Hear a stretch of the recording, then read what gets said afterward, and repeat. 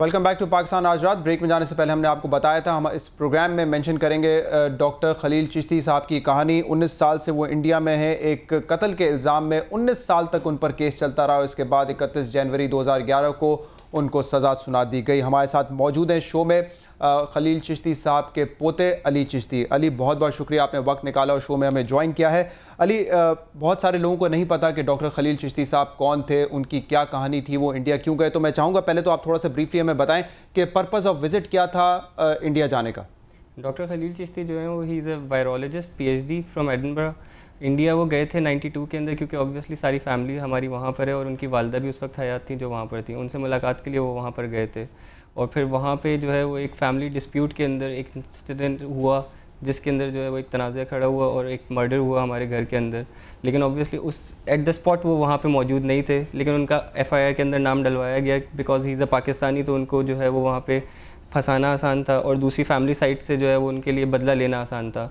फिर 19 साल तक जो है ये केस चलता रहा। 2008 के अंदर जो है मेरी फुप्पी कनाडा के अंदर होती है, उन्होंने इंडियन सुप्रीम कोर्ट के अंदर अपील फाइल की थी कि इसको फास्ट ट्रैक कोर्ट में डाला जाए। उसके बाद जब ये केस फास्ट ट्रैक कोर्ट में आया है तो जनवरी 31 को जो है वो इसका फ़ैसला आया और उनको लाइफ सेंटेंस सुनाया गया है। और उस वक्त उनकी उम्र जो है वो 80 साल है। ही उनको पैरालिसिस अटैक हो चुका है, हार्ट अटैक हो चुके हैं और हिप बोन फ्रैक्चर है जो अनहील्ड है। He is in the hospital, jail hospital. वो मूव नहीं कर सकते, कोई भी अपनी बेसिक नीड्स भी पूरी नहीं कर सकते विदाउट एनी असिस्टेंस। ये मुझे बताएगा कि आप कह रहे हैं कि जब ये इंसिडेंट हुआ था वो मौके वारदात पर भी मौजूद नहीं थे, फिर भी FIR में उनका नाम लिखवा दिया गया। जो शख्स कत्ल हुआ था इस केस में वो इंडियन नेशनल था या वो पाकिस्तानी? Indian national. और उसका कोई रिश्ता था आपके? जी, वो जो है क्लोज नेट कम्युनिटी है, वो सारे रिश्तेदारी वहाँ पर होते हैं, तो वो दूर की किसी फैमिली मेम्बर थे हमारे। वो ऑब्वियसली उस घर में मौजूद थे, लेकिन जहाँ पे क्योंकि हमारी छत पे ये सारा इंसिडेंट हुआ था तो वो छत पे वहाँ पे मौजूद नहीं थे। और वो पूरे इस इंसिडेंट के बाद वहाँ पे गए क्योंकि उनके जो नेफ्यूज़ थे उनको कुछ चोट आई थी, तो वो उनको फर्स्ट एड देने के लिए वहाँ पर गए थे। तो उनकी वॉकिंग स्टिक होती थी जो वो यूज़ करते थे और मुख्तलिफ चीज़ों को बेस बना के उनको इस केस के अंदर डाला गया। ये मुझे बताएं, डॉक्टर खलील चिश्ती की जो वाइफ है, आपकी दादी जो है, वो इस वक्त उनकी क्या सिचुएशन है? उनको मालूम है इस तमाम वाक़े के बारे में? मेरी दादी जो है उनके दोनों कानों की हेयरिंग लॉस है। उनको सिर्फ इतना पता है कि केस वहाँ पे उनके ऊपर चल रहा था, क्योंकि ऑब्वियसली वो 19 सालों तक उनसे मिलने जाती रही हर साल। लेकिन अब उनको ये बात मालूम नहीं है कि उनको जेल हो चुकी है और सज़ा हो चुकी है। उनको ये पता है कि मीडिया और तमाम लोग जो हैं वो कोशिशें कर रहे हैं उनको वापस लाने की, लेकिन शी डजंट नो कि doctor Chishti is in jail और इस साल वो उनसे मिलने भी नहीं जा सकती। हम उनको तसल्ली देते हैं कि कोई भी बच्चा या कुछ भी फ़ोन पर बात करा देते हैं और बता देते हैं कि डॉक्टर चिश्ती बात कर रहे हैं। ये मुझे बताएं कि डॉक्टर चिश्ती से इस दौरान उनकी मुलाकात हुई है 19 सालों में? अगर हुई है तो कितनी मरतबा हुई है? टेलीफोन पे आप लोगों के राब्ते हैं डॉक्टर चिश्ती से? मुलाकात में उनकी जो वाइफ है मेरी दादी, वो तो तकरीबन हर साल जाती थी और बाकी फैमिली मेम्बर्स को जब भी वीज़ा मिलते थे आसानी से चले जाते थे। और मुलाकात का जो स्टे होता था वो 15 days, 1 month, 3 months, depending on India Pakistan relations के हमें वीज़ा कितना मिलता है। फ़ोन पे ऑब्वियसली जेल होने से पहले हम लोग रेगुलरली बात करते थे ऑलमोस्ट डेली बेसिस पे, लेकिन इन 4 महीनों से हमारी बिल्कुल बात नहीं हुई और एक बार भी बात नहीं हुई। और आप लोग एफर्ट कब से कर रहे हैं, मतलब पाकिस्तानी हुकूमत से कब से आप राब्ते में हैं कि डॉक्टर चिश्ती को रिहा किया जाए इंडिया से? क्योंकि उनकी एज काफ़ी ज़्यादा, आप कह रहे हैं वो बीमार है। ये कोशिशें पिछले 1-2 साल में शुरू हुई हैं या शुरू से ही चलती भी आ रही हैं? बैक इन 93-94 जो है वो दादा जो थे डॉक्टर चिश्ती, उन्होंने ख़ुद पाकिस्तानी हाई कमीशन को लेटर्स लिखे थे जो इंडिया में थे और अपना पूरा केस जो है उनके सामने प्रेजेंट किया था। फिर 96 में, 98 में भी ये सारे लेटर्स और कम्युनिकेशंस होती रही, अंसार बनी ट्रस्ट से भी होती रही। लेकिन बहुत सारे लोगों का यही कहना था कि क्योंकि ये केस एक कोर्ट में है, जब तक इसका जजमेंट नहीं आ जाता तो कोई पॉजिटिव एक्शन नहीं लिया जा सकता। मतलब जब तक जजमेंट नहीं आता, जो कि 31 जनवरी 2011 को आया, उससे पहले उनको रिहा करना नामुमकिन था? जी, अभी तक जो हमारी अंडरस्टैंडिंग हमें दी गई थी कि जब तक जजमेंट नहीं आ जाता कोई पॉजिटिव एक्शन नहीं लिया जा सकता। फिर इस इंसिडेंट के बाद जब पूरे इंडिया ने देखा और उनके मीडिया ने देखा कि he is an old man, उनको उठा के लिफ्ट करके जेल ले जाया जा रहा है, तो उनकी कम्युनिटी के ऊपर जो है वो एक पॉजिटिव असर पड़ा और उन्होंने एक्शन लेना शुरू किया था। ये मुझे बताएं, आपने काफ़ी सारे डॉक्यूमेंट्स मुझसे शेयर किए हैं जिसमें उनका पासपोर्ट भी है और कुछ अपील भी हैं जो कि आपने प्रेसिडेंट आसिफ अली ज़रदारी साहब को भी की है, रिमाइंडर भी आपने भेजे हैं। क्या रिस्पांस आया है हुकूमत का? प्रेसिडेंट और प्राइम मिनिस्टर को हम लोगों ने अपील की थी 5 मई को, जिसका अभी तक हमारे पास कोई रिस्पांस नहीं है। 5 मई इस साल की? 5 मई 2011, ठीक है। उसका अभी तक हमारे पास कोई रिस्पांस नहीं है, किसी गवर्नमेंट ऑफिशियल ने हमसे कोई कॉन्टैक्ट नहीं किया है। और ये जो सारी पॉजिटिव मूवमेंट शुरू हुई है ये भी आफ्टर जस्टिस कैटजू जो इंडियन सुप्रीम कोर्ट के सिटिंग जज हैं, उन्होंने पर्सनल एक लेटर लिखा था मनमोहन सिंह साहब को, जिसके बाद ये सारा पॉजिटिव एक्शन शुरू हुआ है और प्रोसेस जो है वो एक्सपीडिएट हुआ है।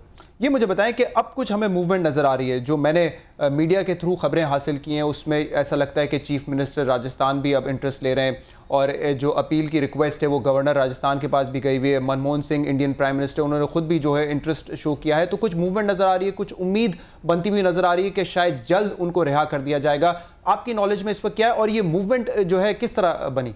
जी बिल्कुल, पिछले 3-4 महीनों से हम लोग मुस्तकिल कांटेक्ट में हैं, पाकिस्तानी ऑफिशियल से भी, इंडियन ऑफिशियल से भी।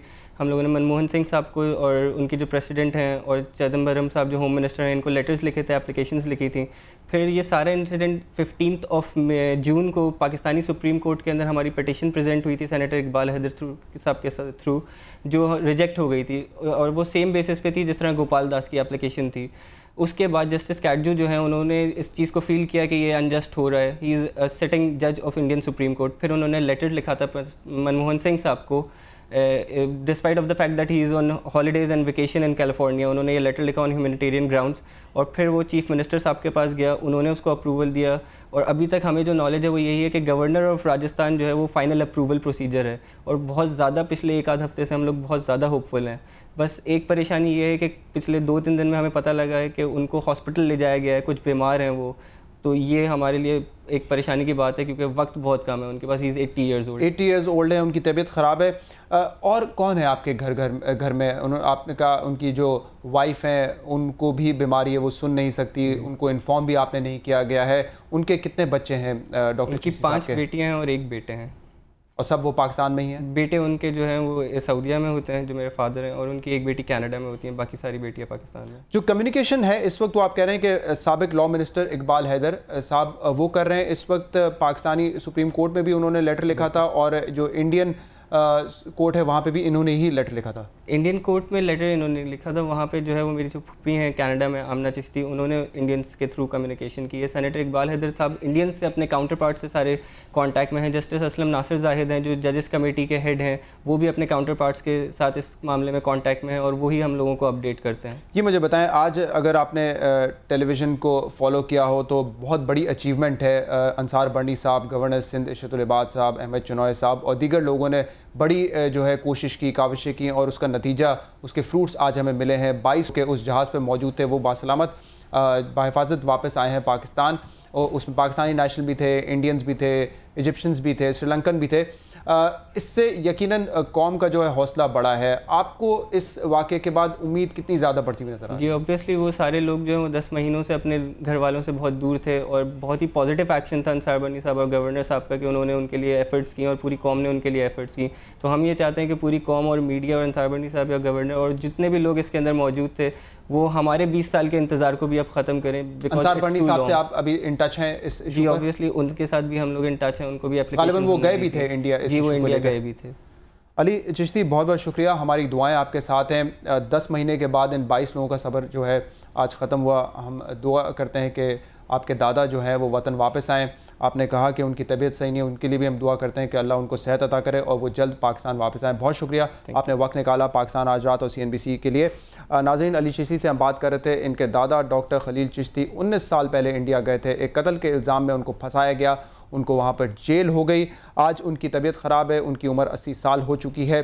कोशिशें जारी हैं। Former law minister Iqbal Haider जो है इस केस को टेकअप कर रहे हैं। उन्होंने पाकिस्तानी सुप्रीम कोर्ट में भी लेटर लिखा है। इसके अलावा इनकी कम्युनिकेशन जो है इंडियन गवर्नमेंट से भी हो रही है। तो हमें चाहिए कि हम इनके लिए दुआ करें, जिस तरह हम सब दुआ कर रहे थे उन 22 लोगों के लिए जो कि सोमाली पायरेट्स के कब्ज़े में थे। हम इनके लिए भी दुआ करें, इनके दादा के लिए दुआ करें, उनकी सेहत के लिए दुआ करें। और हम उम्मीद करते हैं कि इतनी बड़ी खबर आज अंसार बर्नी साहब ने हमें दी है और उनके साथियों ने दी है, इसी तरह ये इनके दादा को भी इंडिया से रिहा करके पाकिस्तान वापस ले आए। ये था आज का प्रोग्राम। आप हमें फीडबैक भेज सकते हैं PAR@CNBCpakistan.com पर। इजाज़त चाहते हैं, मुलाकात करेंगे कल। अल्लाह हाफ़िज़।